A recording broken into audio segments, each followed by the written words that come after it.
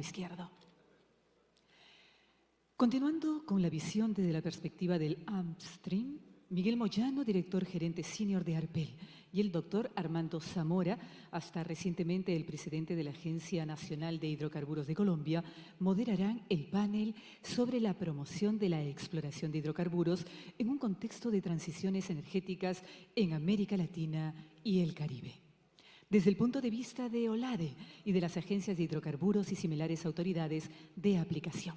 Les doy la más cordial bienvenida a ambos y los invito a subir al estrado para que puedan presentar a su destacado panel. Bienvenidos. Un aplauso para ellos, por favor. Gracias.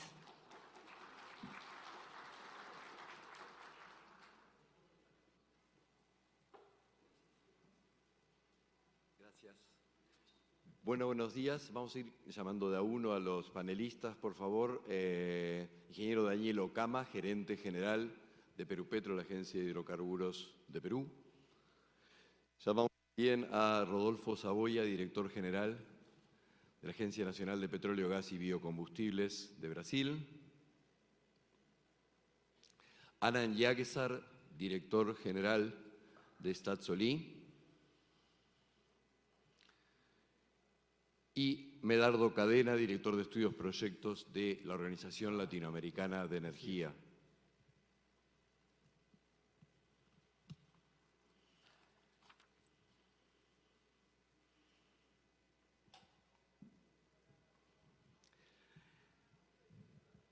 Muchos países de América Latina y el Caribe tienen abundantes recursos hidrocarburíferos que pueden aprovechar para satisfacer sus crecientes necesidades energéticas y desarrollo socioeconómico. El desarrollo de estos recursos debe hacerse compatible con los compromisos de reducciones de emisiones de gases de efecto invernadero asumidos en foros internacionales. Además de los compromisos de reducción de emisiones de gases de efecto invernadero de varios estados realizados en la Conferencia de las Partes de París y en Glasgow, incluidos los países de América Latina y el Caribe, existen reducciones rápidas en los costos de energía renovable debido a los avances tecnológicos y a logros de economía de escala.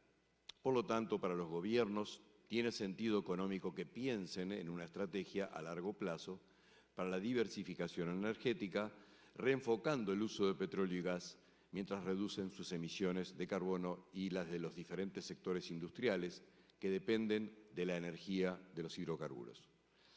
Para eso, muchos países están considerando que sus enfoques regulatorios permitan garantizar que la inversión desarrolle sus recursos hidrocarburíferos, convirtiéndolos en reservas antes de que sea demasiado tarde y así mantener el insumo que apalanca su desarrollo socioeconómico. Con esta breve introducción le cedo la palabra a Armando para que introduzca a los panelistas y también que explique la dinámica de esta sesión. Gracias. Muchas gracias, Miguel. Muy buenos días a todos. Este es un panel muy potente, por eso hay que tener dos moderadores. Discutirá las principales estrategias de las agencias de hidrocarburos en un contexto en que las políticas internacionales, ministeriales, las políticas ministeriales de nuestros países están enfocadas en un crecimiento socioeconómico con menores emisiones de carbono en el marco de la transición energética.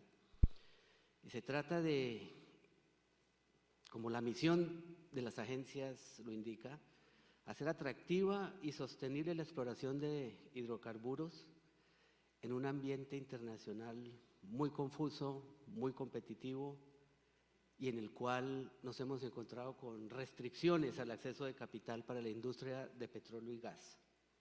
Entonces vamos a llamar a cada uno de los panelistas para que presenten las estrategias de sus organizaciones y de sus países y luego haremos una sesión de preguntas y respuestas entre Miguel y yo. Entonces ahí tienen ustedes las listas de los panelistas, no la voy a repetir, vamos a ahorrar tiempo en las presentaciones y pasamos directo, Daniel, si te parece, Daniel Okama, el gerente general de Perupetro.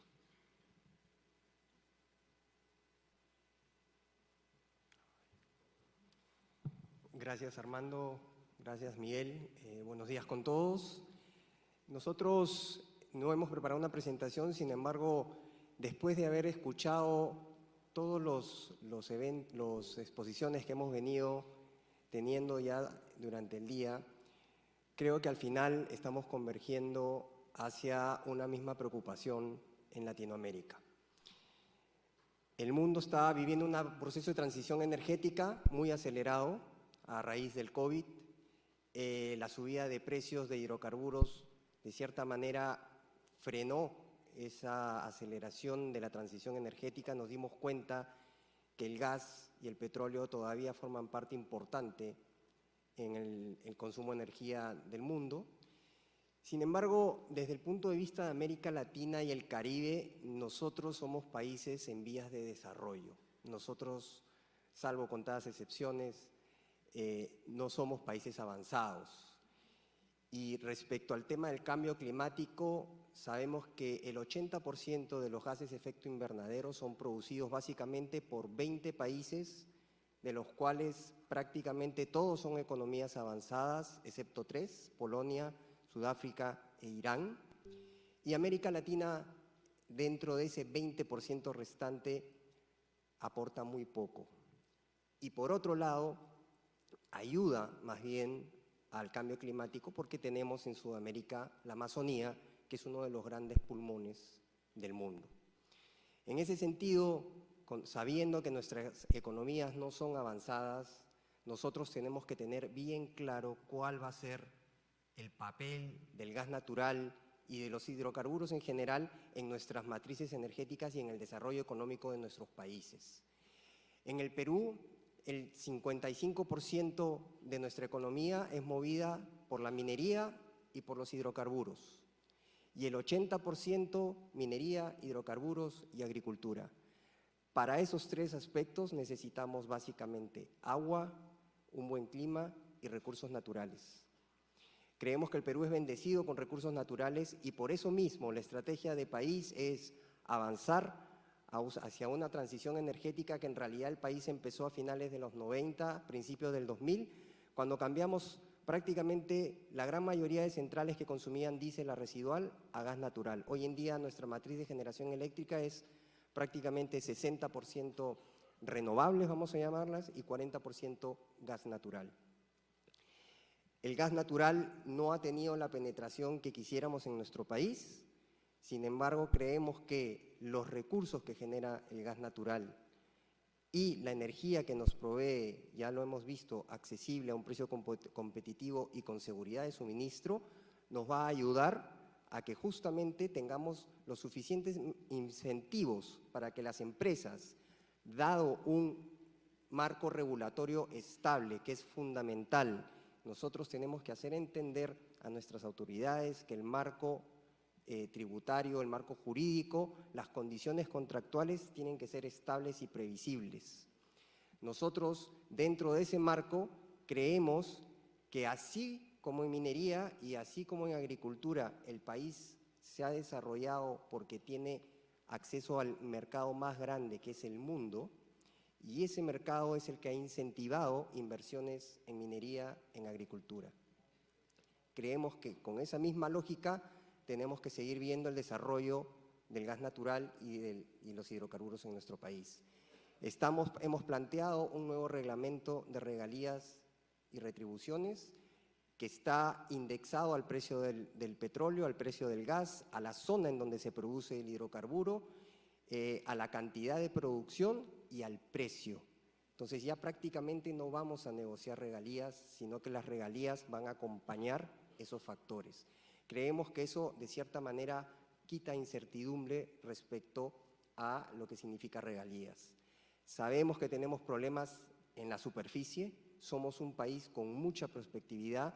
De hecho, hoy en día nosotros tenemos 13 TCF de gas natural de reservas, tenemos 5 TCF de recursos contingentes y 30 TCF de recursos prospectivos en gas.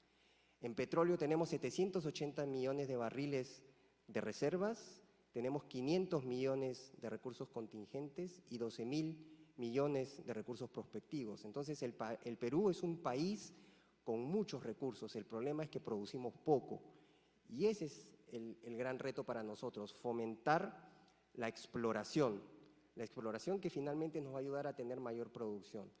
Hoy en día nosotros estamos poniendo muchos esfuerzos, como hemos visto en otros países, en el offshore. Creemos que el Perú tiene muchas posibilidades de tener recursos en el offshore y en la zona sur del Perú. Mantenemos nuestra misma política de estabilidad jurídica y regulatoria. Estamos planteando al Ministerio un nuevo esquema de regalías competitivo y Perupetro, de la mano con las empresas, queremos comenzar a trabajar, más adelante vamos a ahondar en ese tema, en los aspectos sociales y en los aspectos medioambientales. Creemos que es importante el tema de la transición energética, pasar a energías renovables. Sin embargo, consideramos que en los países como Perú, los combustibles fósiles van a ser complementarios y muy importantes para la conformación de una matriz energética en un país con el perfil que tiene el Perú. Gracias.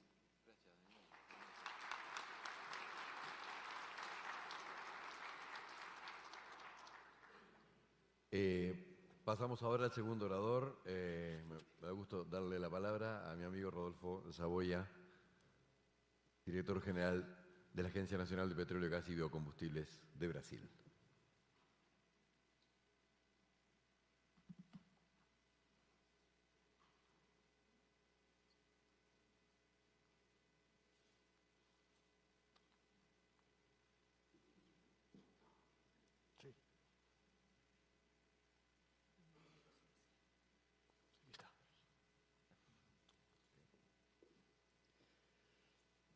Good morning, everyone. I would like first to thank ARPEL for the invitation, for the opportunity to be here and talk a little bit about the oil and gas industry in Brazil. The oil and gas industry in Brazil is going through a major transformation right now. Petrobras, that until recent, few decades ago, was a monopolist in oil and gas industry in Brazil. And since then, we have flexibilized the monopoly, and also, on recent years, the company took a strategic decision on focusing on its best assets on the pre-salt area of Brazil, and has been letting go, giving away, and selling all other assets that they have, like 100% of assets onshore and most assets on offshore shallow waters. And also in the natural gas market, which we have seen in recent years, a total unbundling of the participation of Petrobras in that market. So that opened up opportunities for every kind of company. We have seen since this process has started, lots of companies that were born because of those opportunities that were brought by this new strategy by the company. Some of them have already taken part on some of our bidding rounds that has happened since then. So this goes in the way of something that we seek in Brazil, which is a more dynamic and diversified market with more companies, with companies that are able to focus on the assets that they are aiming at buying from Petrobras, and to which they care more because of their disposition to invest in those assets, which were not being part of the priorities that Petrobras was aiming at because of the focus on pre-salt. So this has resulted in a transformation, a total transformation in the industry of exploration, E&P in Brazil. So what we seek by the moment that we are going through in Brazil, in the industry in Brazil, is that the right assets are in the right hands so that each one of them can take the best out of these assets. We aim at having opportunities for all sizes and strategies of companies. By doing that, we have seek as an agency to promote a stable, modern, predictable, and transparent process of regulation in Brazil. We see that this is a very important aspect of being attractive to investors. Investors have become more and more selective for many reasons. First of all, energy transition, and then we had the pandemic and so many impacts that the market has been submitted to in the recent years. And so competitiveness has become a paramount aspect of the work in the agency. We think of that on a daily basis because there are many countries that offer different conditions for investors, and we want to be among the ones that provide the best and more attractive condition to those investors.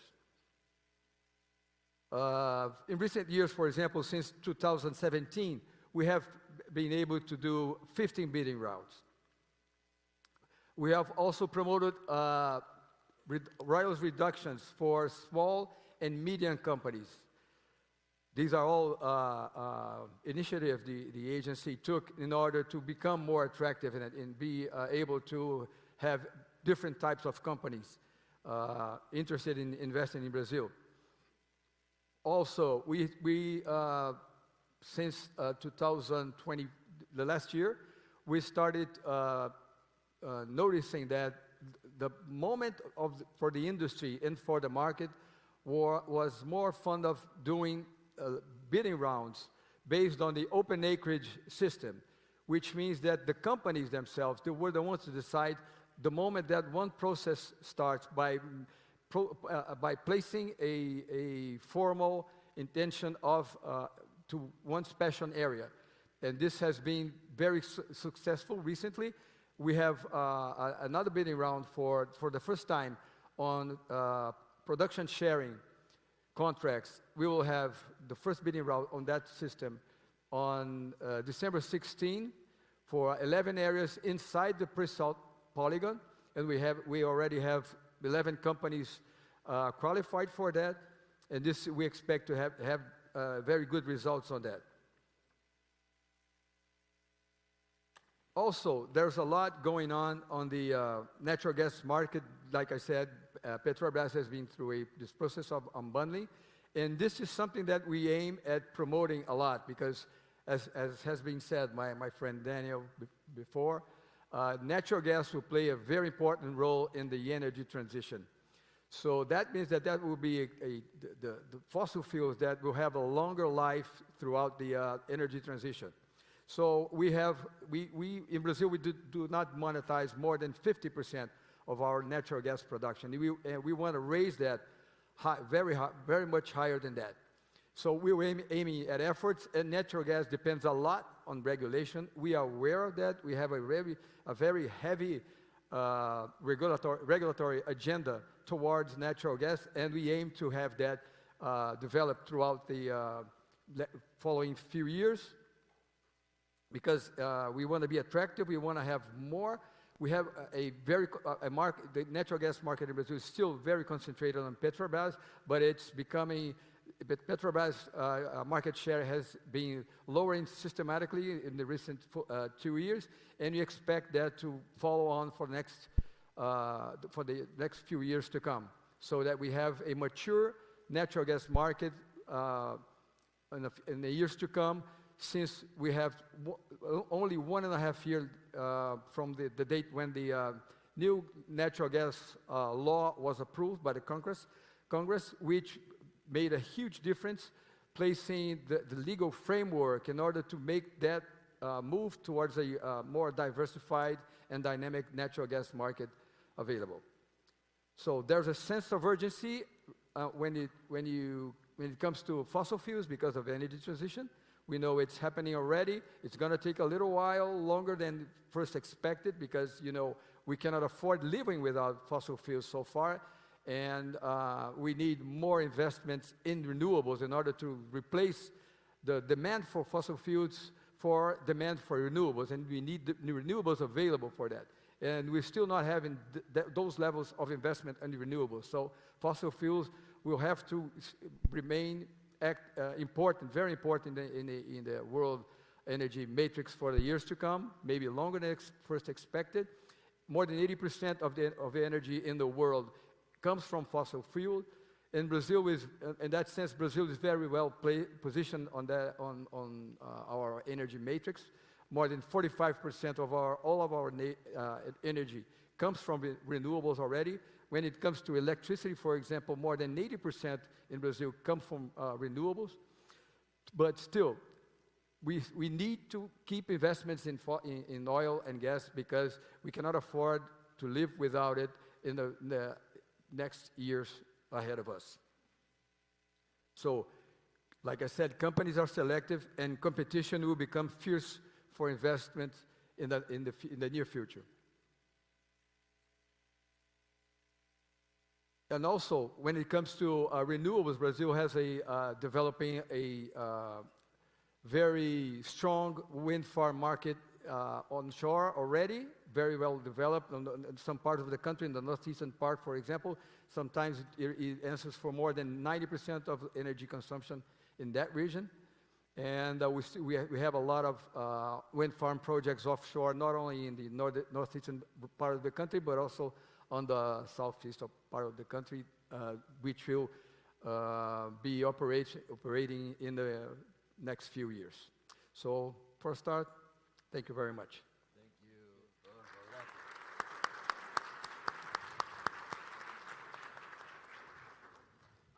Thank you very much. Thank you very much for the good management of time, both Daniel and Rodolfo. Now it's my pleasure to introduce Anand Jagesar, Director General of Staatsolie, our next speaker.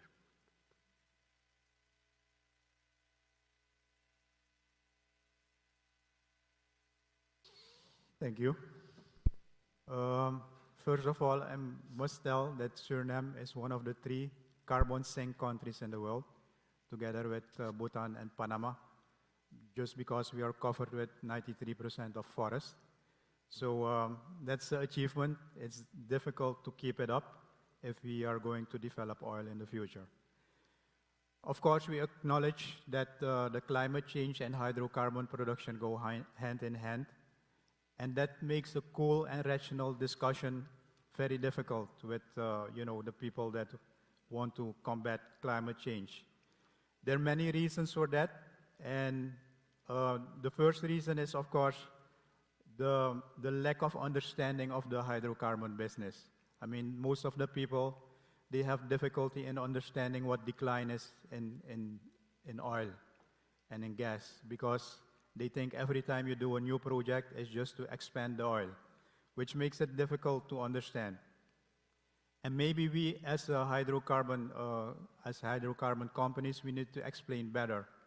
But I think we're seen as bullies, and when you're aggressive, people don't listen. So we have to maybe do better efforts on that one. The second reason is, of course, the extreme weather events are there, so people shut off. The people that are pro-stopping hydrocarbons, they say, let's not talk. You see what's happening in Pakistan, what's happening everywhere in the world. You just shut down and stop with the production. They don't care. They don't even know that the oil prices are high because we have a lack of energy security. So how would it be with a cool head, if we could discuss this with a cool head? As presented, and now I see it's 1.8 Celsius increase till 2021.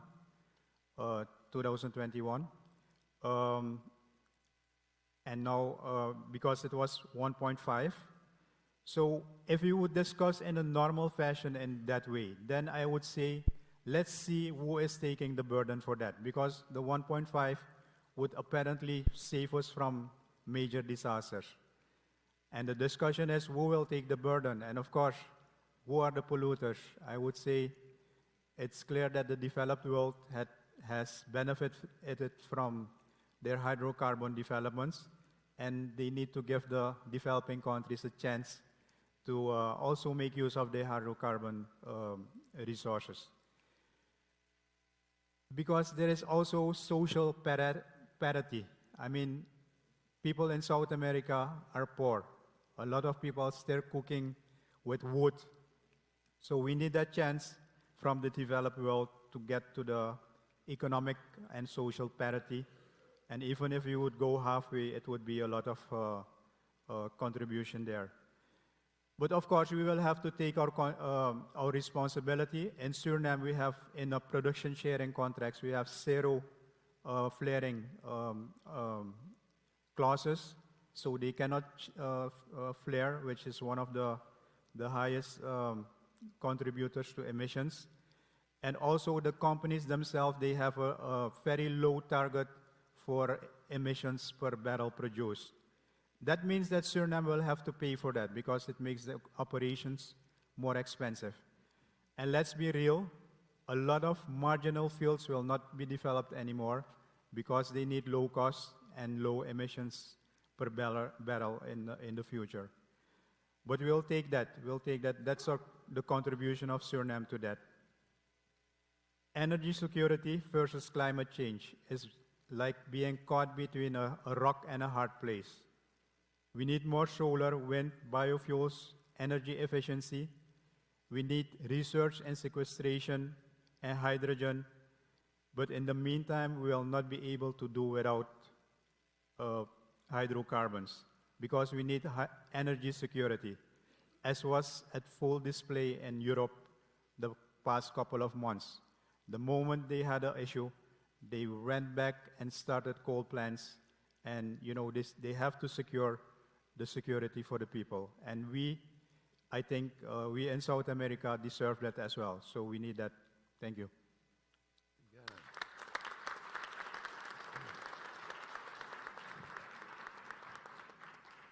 Muchísimas gracias, Anand. La última presentación corta, recuerden que en la dinámica, luego de estas introducciones, haremos más dinámica a través de preguntas y respuestas. Es a cargo de Medardo Cadena, director de Estudios, Proyectos e Información de la Organización Latinoamericana de Energía, OLADE. Mientras preparan la presentación de Medardo, es un socio estratégico en ARPEL con el cual hemos estado colaborando por más de 30 años mínimo. Desde que yo entré a ARPEL recuerdo ya esas charlas. ¿Está la presentación pronta? Ok. Medardo, todo tuyo. Bueno, muchas gracias. Es un gusto estar aquí con ustedes, un agradecimiento a ARPEL, a los organizadores del evento por la invitación. Simplemente estos primeros minutos quiero utilizarlos para poner en contexto regional con cifras el tema de las transiciones energéticas, que es el eje central de discusión en esta jornada. Y como Miguel me pidió que limite mi presentación a 2 láminas, quise presentarles a ustedes esta, que suele sonar muy confusa. Es un diagrama de Sankey y es del balance energético regional, que lo que hace es mostrar todo el camino que sigue la energía desde las fuentes primarias hacia los grupos de consumo. Y este balance energético, ¿qué es lo que nos muestra? El rol que cumple el petróleo, el gas natural, las fuentes renovables dentro del contexto energético global. Y aquí las cifras son elocuentes. El petróleo representa el 30% de la energía primaria, el gas natural el 31%, carbón el 5%, pero por el otro lado tenemos a las renovables en ese grupo que dice otras primarias. Están la eólica, la solar, la biomasa, los biocombustibles, que representan el 23%, que sumado a un 9% de la hidro y un 1% de la geotermia, suman un 33%. ¿Cómo nos ubica esto en el contexto internacional? Pues mientras América Latina y el Caribe tiene una participación del 33% de fuentes renovables en su matriz energética, a nivel global la participación de las renovables llega apenas al 13%. Por eso es que nosotros afirmamos en nuestra organización que América Latina y el Caribe es la región más verde del planeta. Y esto, perdón, creo que esta no es la presentación final que te envié. Esta tiene más láminas, pero bueno, quería mostrar esta. Esto se refleja en las emisiones. América Latina y el Caribe contribuyen con el 8.3% de las emisiones a nivel global. Y el sector energía representa el 43% de esas emisiones. Y aquí hay un detalle interesante, porque si comparamos la participación del sector energía en el global de emisiones con otras regiones como la Unión Europea y los Estados Unidos, por ejemplo, en esas regiones la participación de la energía supera el 80 y hasta el 90%. En nuestra región, la participación del sector energía en emisiones es del 43%, acompañado por el sector agricultura y cambio en usos de suelos, deforestación y demás. Ese es el contexto energético, y hasta aquí llego con mis 2 láminas, pero hay otro aspecto interesante que hay que poner también en consideración. ¿Y cuál es la situación económica y social de la región? Hoy se publicó un dato de CEPAL, un último dato de CEPAL, que la población mundial llegó a los 8.000 millones, de los cuales América Latina y el Caribe representan el 8.3%. Miren qué coincidencia, el 8.3% de la población mundial y el 8.3% de emisiones como participación dentro de las emisiones globales. Pero en el PIB apenas representamos el 5.7%. Miren cómo empiezan a manifestarse los desajustes y los desbalances. Pero si vamos por el lado de la situación económica de nuestra población, los últimos datos de CEPAL nos indican que hacia el año 2022 el 33% de la población alcanza niveles de pobreza y el 15% de pobreza extrema. A veces los porcentajes nos quitan la idea de lo que significa esto en magnitudes, pero hablar del 15% de pobreza extrema implica hablar de 100 millones de habitantes de nuestra región. Si vamos por el lado de la cobertura del servicio eléctrico, nuestra región tiene el 97% de cobertura, lo cual aparentemente luce como una cifra bastante positiva, muy buena. Pero eso significa, desde el otro lado, que hay un 3% que, traducido a valores absolutos, son 17 millones de personas que no tienen acceso a la electricidad. De esas, 5 millones se encuentran en Haití. Estas cifras que me he permitido traer ante ustedes esta mañana es para poner en contexto la discusión. O sea, estamos hablando de una región que ha iniciado un camino o varios caminos de transición energética, pero es una región que tiene muchas deudas en el aspecto social y es una región que tiene todavía un largo camino por crecer y desarrollarse, lo cual significa, en términos energéticos, que la demanda va a ir creciendo. La pregunta ahora es qué va a suceder con el petróleo, con los hidrocarburos en general, con el gas natural en este proceso de crecimiento de la región y el pago de esta deuda social que necesariamente debe darse. Y hablando de transición energética, como organismo nosotros evitamos utilizar el singular y más bien optamos por el plural.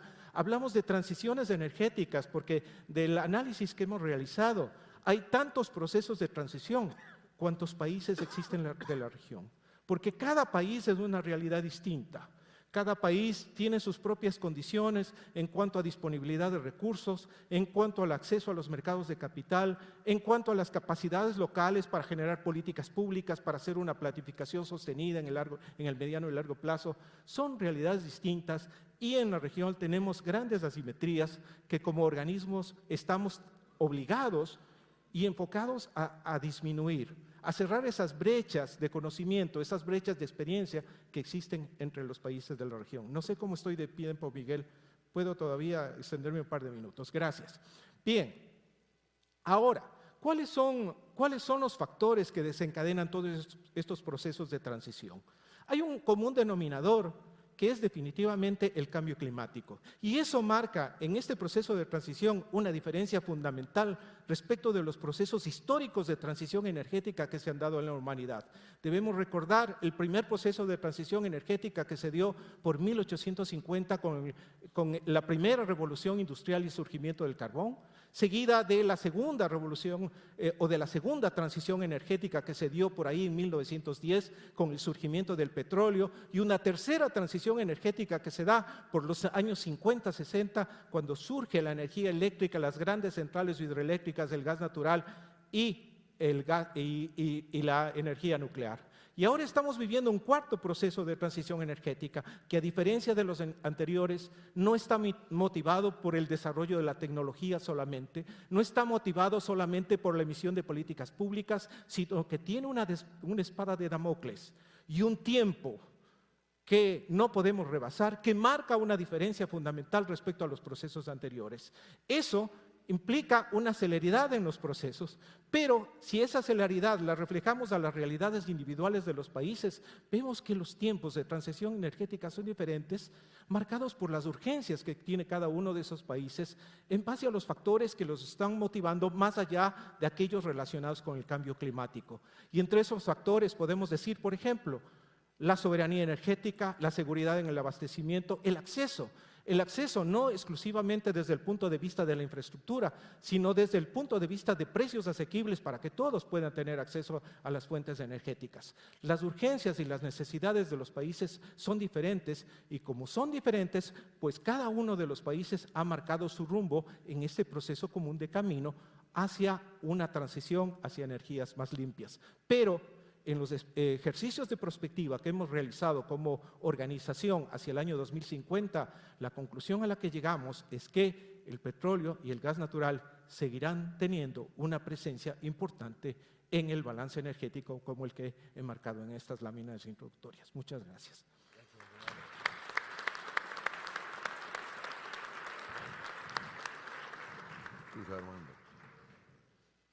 Bueno, vamos a seguir estas presentaciones con una serie de preguntas que tocan aspectos puntuales para cada una de las agencias, pues según hemos observado en sus países. Y para la primera pregunta va para Perú Petro, para Daniel.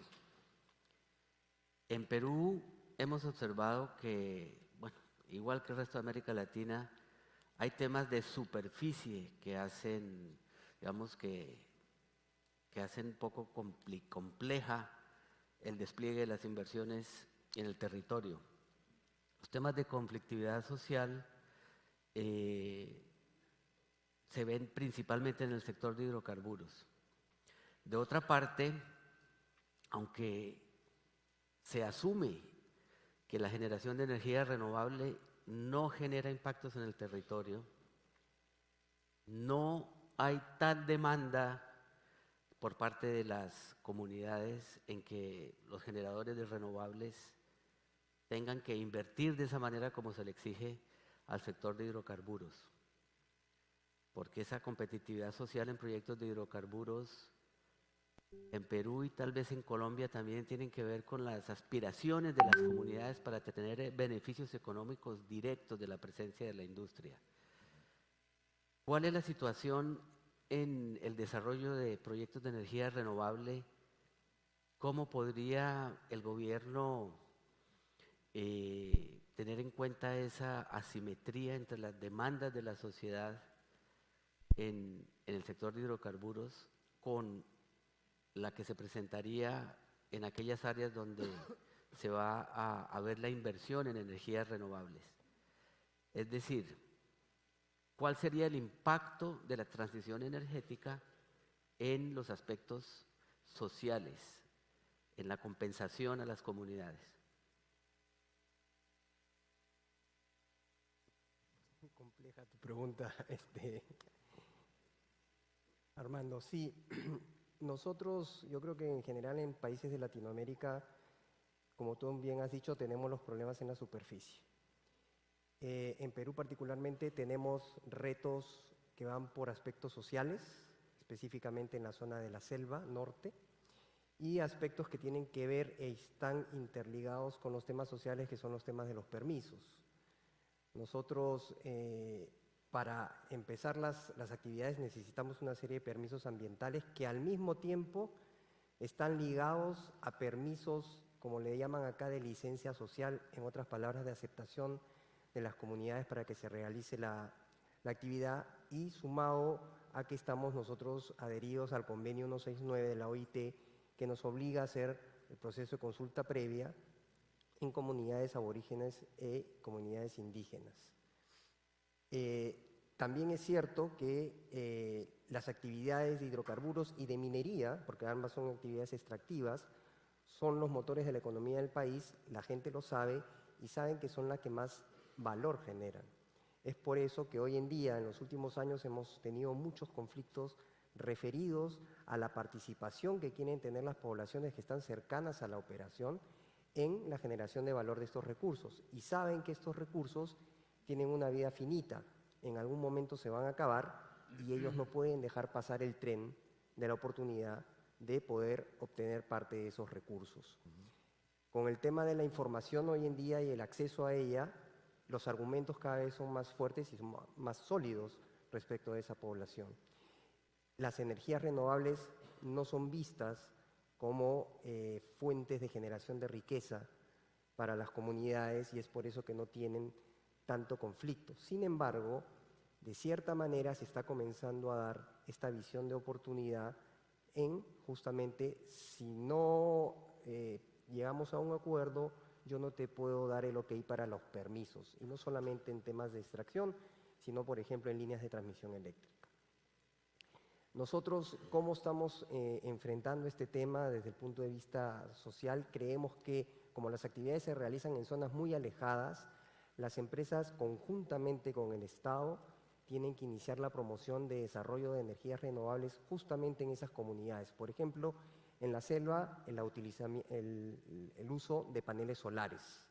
El uso de paneles solares para generar energía y, ¿por qué no?, también dar telecomunicaciones a las comunidades. Otro aspecto que tiene mucho que ver con las actividades que vienen desarrollando las empresas de hidrocarburos es, se ha creado un fondo social, que en otros países también existe, que está destinado directamente a las comunidades que están dentro del lote, para que ellos utilicen ese dinero exclusivamente en el desarrollo de servicios y de infraestructura. Sin embargo, hay una parte de la actividad y de los recursos que se generan que tiene que ser utilizado para mirar, como le llaman, a la época post-petróleo o post-gas. ¿Qué cosa van a hacer esas comunidades el día en que ya no exista actividad en ese lote en particular? Creemos que eso ya es más un trabajo de relacionamiento, de responsabilidad social, en el sentido de darle otro tipo de actividades que se tienen que empezar a generar desde ahora para que en el momento que la actividad de hidrocarburos ya no exista, esas actividades estén maduras y puedan servir poco a poco en reemplazo de la economía dependiente de la actividad de hidrocarburos. Eso de ahí, amarrado con el tema de generación de energías renovables en zonas alejadas, creemos que puede servir como ejemplo para demostrar que la actividad de hidrocarburos que genera energía para el país, genera recursos para el país, también está comenzando a sembrar lo que va a significar mañana más tarde la transición energética, no solamente desde el punto de vista del consumo de energía, sino que lo que dejó los recursos naturales, minerales y de hidrocarburos en esas comunidades para que puedan empezar a afrontar mañana más tarde la vida cuando ya no exista la actividad. Yo quisiera un poquito una contrapregunta corta, porque lo que nos cuentas es que al sector de hidrocarburos se le exige muchísimo esfuerzo social en inversión en las comunidades. Entonces, cuando lleguen las empresas de renovables, las de energía eólica y solar, ¿se les va a poder exigir lo mismo? Lo que pasa es que las empresas de energías renovables van a venir como un beneficio generado por la actividad de hidrocarburos. Nosotros estamos trayendo las energías renovables a tu comunidad como un beneficio que te trae la actividad de hidrocarburos. No es visto como una actividad aparte. En algunas partes no llegaría si no está ahí los hidrocarburos. Exactamente. Son zonas muy alejadas y que en muchas ocasiones en realidad conviene hacer un subsidio directo de acceso a energía que desarrollar infraestructura, porque los proyectos no son técnicamente viables, pero no son económicamente viables. Gracias. Continuamos con Saboya. En vista de los avances implementados en la regulación brasileña en los últimos años, como sucintamente presentaste, Saboya, en tu opinión, ¿cuáles son las próximas prioridades en las que la agencia debería enfocarse en los próximos 2 años? Thank you, Miguel. Well, as I mentioned before, I think that the number one target for the agency right now is to develop our natural gas market. Like I said, it has a very important role to play in the energy transition, but it also depends not only on regulatory norms and initiatives, but also on a very expensive infrastructure. So we need to work hard on making those conditions present so that we will be able to bring the most important investors in that sector to expand this market, find the solution to the usual chicken and the egg dilemma of what comes first, demand or offer or demand. There's no demand because there's no offer, and vice versa. So we have to unleash the equation so that we have the investments we need in order to make available for the market more than the 50% of natural gas that we produce right now. So this is, I would say, the number one goal for the agency right now, the most important one. And we aim to have that happening in the next few years. We already have seen a lot of dynamics. We have seen a lot of new producers for natural gas, so that Petrobras market share has lowered from like 99% to 83% in the last few years, 2 or 3 years. So this is a very good sign of that we are reaching the goal of having a more dynamic, open, diversified market on the natural gas, with other producers as offering their natural gas to distributors and consumers as a whole. And we will be able to take advantage of these assets that we have for natural gas in Brazil. And we will be developing, like I mentioned before, a source of energy that will be very important in the energy transition, because it has its lower carbon footprint will be very important in the years to come. European Union has considered it as a renewable source of energy, giving an additional value to those the interests of investors. So I think that the natural gas would be the number one in our agenda. Also, we want to unlock the equatorial margin potential for oil and gas in Brazil. We are still dealing with bringing the environmental issue to the table, with Petrobras being close to obtaining the licensing for drilling for the first time there. We have our friends here from Suriname and Guyana that have reached a very good result on those regions. We have a similar geology from the Guyana and Suriname coast in the Brazilian equatorial margin as well. So we are very optimistic on the results that we might have in those first drillings ones. And also we want to keep on seeking for ways to become more attractive with smaller regulatory measures, like we are considering reconsidering the design of blocks to our open acreage, where we have already on the concession regime more than 1,000 blocks in offer, and there are a lot more than 1,000 others under study to be included in those available for interest from the companies, and we expect that to happen soon, the next year or two. But we are aiming at ways of being even more attractive to investors by doing those regulatory improvements in those blocks as they are designed right now. So these are probably the main goals for the agency in the next couple of years. Okay, thank you. Thank you. Well, You mentioned the equatorial margin. The boom of the equatorial margin, in particular the Guyana-Suriname basin, has reached Suriname. This is a question for Anand. And even though it is estimated that there may be commercial reserves of several billion barrels offshore, I have heard the figure of 10 billion barrels offshore Suriname. The final investment decision on Block 58 is still pending. To catalyze and spearhead the expected growth in production in Suriname.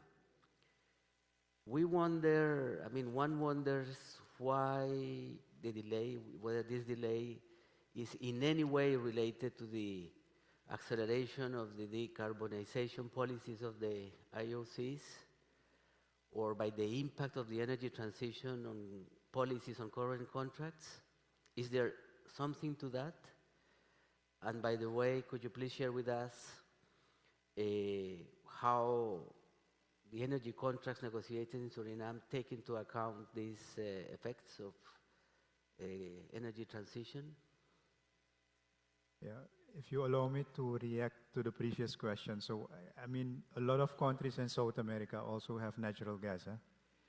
We in Guyana and Suriname, we have a problem of market. We don't have a market. So I would ask South American, and we are Dutch speaking, so it's difficult. But let's work together. I mean, let's come together and see how we can to manage the supply and the demand. I mean, the supply in Suriname will be ample, but the demand is not there. We are only together, I think, 1.5 million people. So let's work together on the gas.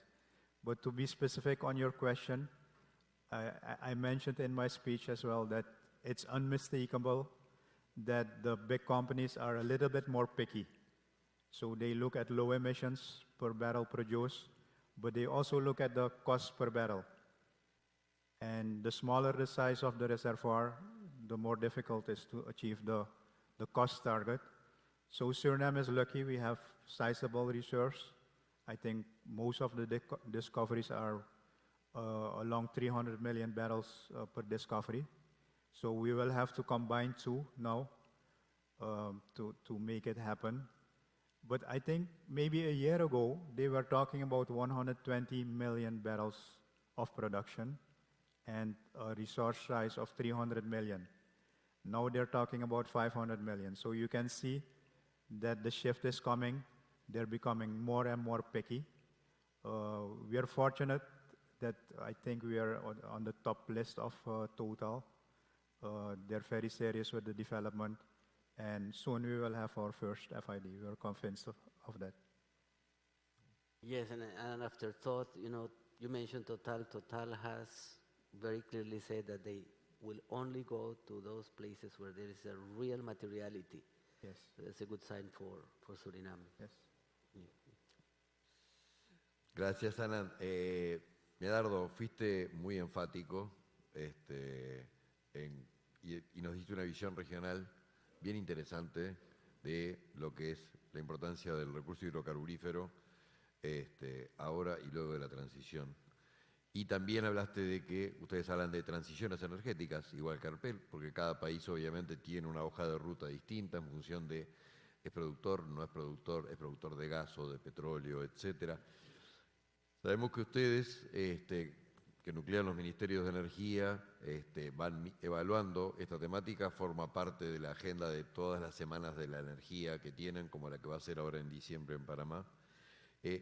Sin entrar en demasiado detalle, pero me gustaría por lo menos un pantallazo, sería bueno compartir una idea general de cómo ven desde Olade de las diferentes estrategias de los países en general, ¿no? Y cómo estas se reflejan en términos generales, por supuesto, no vamos al detalle de la regulación, en las políticas energéticas, porque eso en definitiva es lo que también va a ir guiando la función de las agencias de hidrocarburos y las miradas de los inversores en materia de hidrocarburos. Entonces, si nos puedes dar un pantallazo general, identificando algún país, si quieres, que no esté aquí, o simplemente en términos generales. Sí, muchas gracias, Miguel. En la parte final de mi exposición yo había mencionado la importancia que tiene y que va a mantener el petróleo y el gas natural hacia el futuro. Y hay un detalle adicional que quisiera mencionar, es cuánto representa petróleo y gas natural o las rentas de petróleo y gas natural para los países. Y según los últimos datos de Banco Mundial, obviamente hay diferencias entre unos países y otros países que tienen recurso hidrocarburífero y otros que no lo tienen, pero hay países en los cuales la renta petrolera representa más del 10% del PIB. Y eso tiene mucha relación con esta deuda social a la que me referí. Porque eso significa que cuando hablamos de petróleo y hablamos de gas natural, no estamos hablando exclusivamente de un tema energético. Estamos hablando de un tema económico y estamos hablando de un tema social. Y cuando lo económico y lo social de por medio, estamos hablando de un tema político. Y es un tema de políticas públicas, y es allí a donde va tu pregunta. ¿Cómo están armando los países la política pública? Nosotros vemos que se está generando una madurez a nivel regional en lo que significa políticas públicas. Históricamente se ha confundido mucho políticas públicas con una lista de buenos deseos hacia el futuro. Cuando la política pública es algo mucho más sólido, mucho más contundente, algo que tenga metas claramente definidas, indicadores claramente establecidos que puedan ser cuantificados y evaluados conforme vas avanzando. Obviamente una política pública no necesariamente está tallada en piedra, sino que puede ser ajustada y debe ser ajustada en función de las diferentes coyunturas que se van presentando. Y en este sentido, bueno, nosotros hemos evidenciado, repito, mucha madurez en los países donde empiezan a hablar de política pública ya en términos mucho más formales. De hecho, nosotros hemos contribuido y estamos contribuyendo con algunos países en la construcción de su política pública. Vemos cómo existen casos regionales que deben ser tomados, y yo no sé si como ejemplo, pero sí como referentes para lo que significa una ruta de largo plazo que va más allá y que está por encima de los plazos políticos, que es algo que incide mucho en nuestra región. Me atrevería a mencionar el caso de países pequeños, porque obviamente yo puedo mencionar los grandes países, pero es mejor hablar de los pequeños, porque tal vez constituyen un referente de que no necesariamente se requiere ser grande para hacer las cosas bien hechas. Y en este sentido, pues me atrevería a mencionar el caso de Uruguay, me atrevería a mencionar el caso de Costa Rica. Los dos países tienen un denominador común: no tienen recurso hidrocarburífero. Obviamente la prioridad para ellos es el abastecimiento, pero y obviamente son economías que están expuestas a la volatilidad de precios que hoy por hoy se ha convertido en un tema relevante dentro de los foros de discusión. Pero, ¿qué han hecho esos países? Bueno, ha construido una política pública que ha permitido la incorporación de energías renovables y sobre todo en el caso de Uruguay, un mix de energías renovables que realmente es muy interesante de analizar, porque allá no solo estamos hablando de eólica, no solo estamos hablando de solar, sino estamos hablando de un mix entre hidro, biomasa, eólica, solar, que además le permite manejar las intermitencias de las renovables, le da mucha flexibilidad al sistema. Entonces, son casos que nosotros estudiamos con mucho interés, lo cual no significa que existen otros casos de desarrollos muy importantes en otros países de la región. Me pediste que dé nombres y yo no quería hacerlo, pero vemos el desarrollo del hidrógeno, por ejemplo, en países como Chile, como Colombia. Hoy por hoy, Paraguay está por aprobar una ley del hidrógeno que nos parece sumamente interesante. Bueno, y en resumen, nosotros como organización estamos muy comprometidos con todo lo que signifique la incorporación de nuevas tecnologías orientadas a cumplir los objetivos para mitigar los efectos y las consecuencias del cambio climático. Estamos comprometidos con la incorporación de renovables, con la generación distribuida, con la eficiencia energética, con la electromovilidad, con el hidrógeno, con la digitalización, pero también estamos conscientes de la importancia y la relevancia que tiene y seguirá teniendo el petróleo y sobre todo el gas natural como combustible de transición para las economías y el desarrollo de las sociedades que todavía tienen un largo camino por recorrer. Muchísimas gracias, Medardo.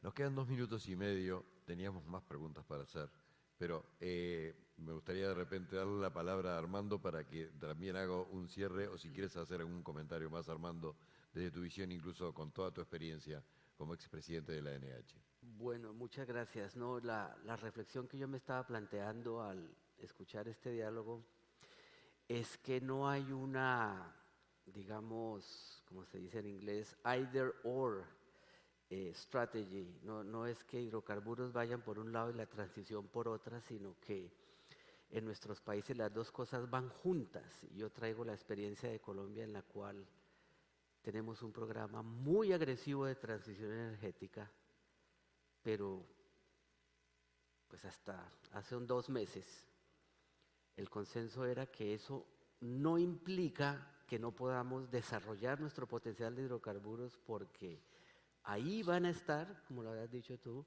ahí van a estar durante la transición la demanda y la necesidad, pero además hay un mercado internacional que lo necesita. Entonces, acelerar la transición no significa desacelerar el aprovechamiento de nuestra riqueza, ni dejar de cubrir los espacios que deben ser cubiertos especialmente por el gas, pero también por el petróleo. Entonces, yo creo que eso está latente en toda la discusión que hemos tenido, y la última reflexión es que tal vez nosotros en América Latina, al igual que África y Sudeste Asiático, a donde voy la próxima semana, no somos conscientes de la presión que se está poniendo para que no aprovechemos los recursos, y en beneficio de quién. O sea, vamos a hacer el gran sacrificio nosotros cuando los grandes productores, Estados Unidos, Canadá, Noruega, Rusia y los países árabes están acelerando la producción en este momento. Entonces tenemos que desarrollar una narrativa común para pelear nuestra esquina, porque estamos siendo ahí como borreguitos caminando al autosacrificio para salvar el planeta.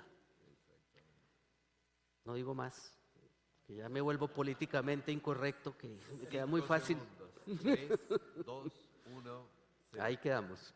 Muchísimas gracias. Entonces, un aplauso para nuestros panelistas y Armando. Gracias, Armando.